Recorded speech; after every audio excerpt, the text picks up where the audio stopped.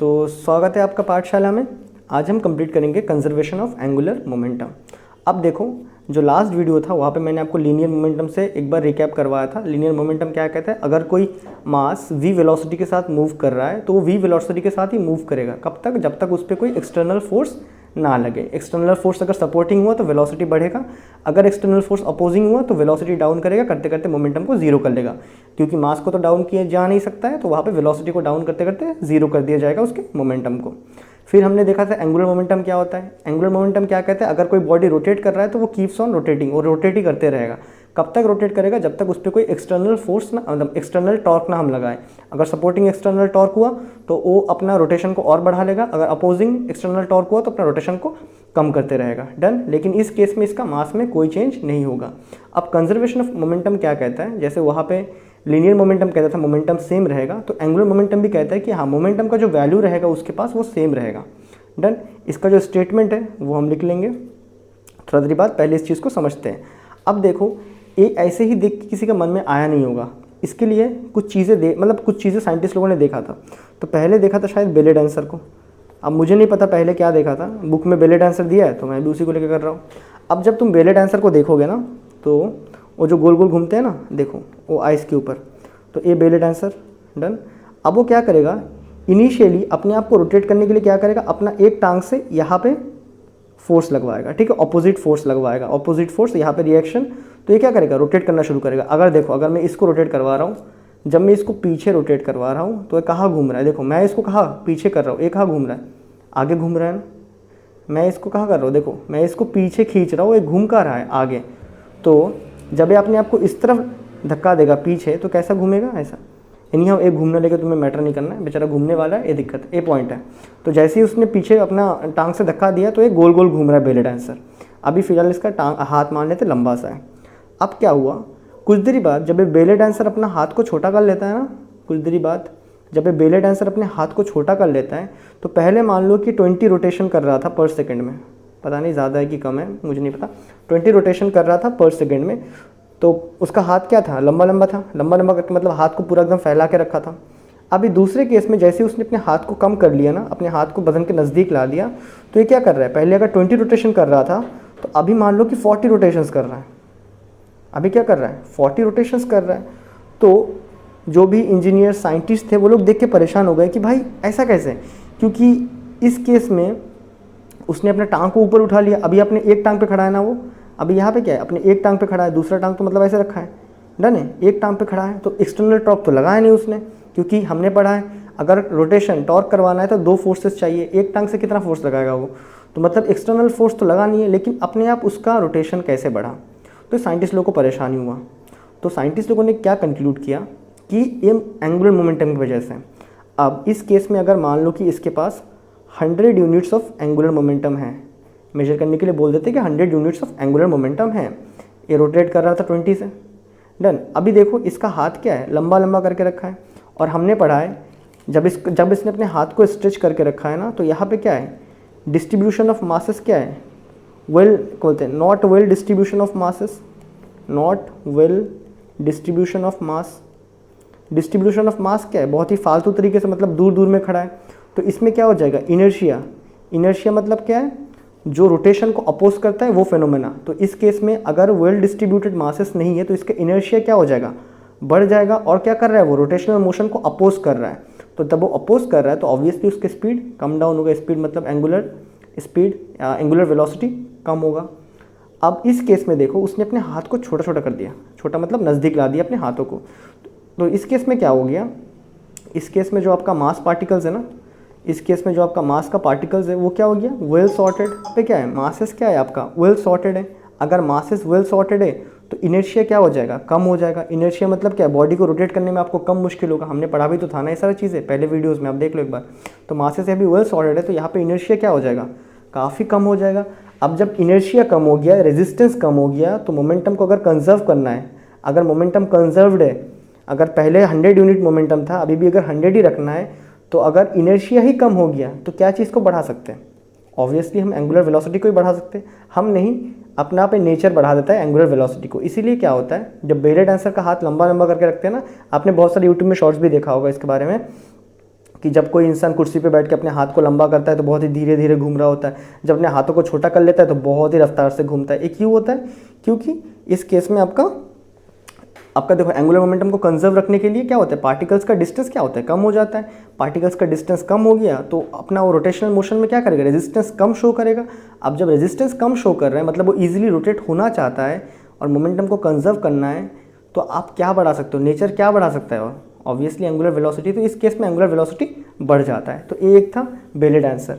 तो angular conservation of angular momentum, यही सब देख के याद आया होगा साइंटिस्ट लोगों को। अब दूसरा जो एग्जाम्पल है वो है आपका डाइवर का, ये भी बुक का ही एग्जाम्पल है। अब देखो डाइवर मतलब गोताखोर नहीं, ये दूसरा डाइवर वाला है। यहाँ पे एक स्विमिंग पूल है, डन, यहाँ पे एक डाइवर है। अब देखो डाइवर स्टार्टिंग में क्या करता है, डाइवर स्टार्टिंग में इसके ऊपर कूदता है, कूदने के बाद जंप करता है, जंप करने के बाद क्या होता है, ऐसे आ जाएगा, ये डाइवर है, डन, ये डाइवर ऐसे आ रहा है। तो थोड़ा देरी बाद क्या होता है कि डाइवर क्या करता है, अपने आप को बहुत ही छोटा कर लेता है, ऐसा अपने आप को गोल सा बना लेता है ना। अब जब अपने आप को गोल सा बना लेता है तो पहले देखो यहाँ पे डिस्ट्रीब्यूशन ऑफ मास क्या था, वेल सॉर्टेड नहीं था, मतलब पहले जितना था उसके कंपेयर में अभी क्या डिस्ट्रीब्यूशन बहुत ही कम हो गया है, मतलब क्या अभी एक पॉइंट मास के जैसा है।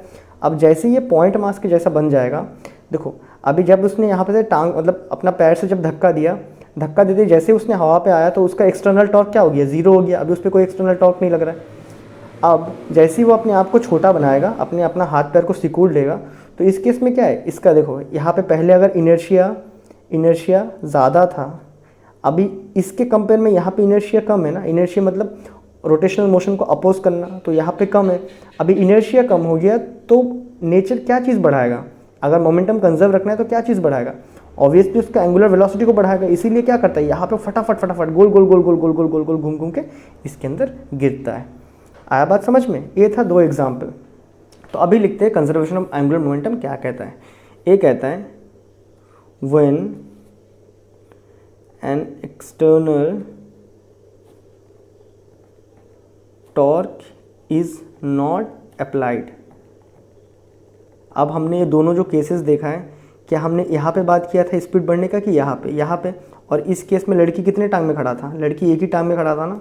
और इस केस में ये जो था ये कहाँ पे था, हवा में था, मतलब कोई कांटेक्ट में नहीं था, तो टॉर्क का तो कोई सवाल ही नहीं उठता है।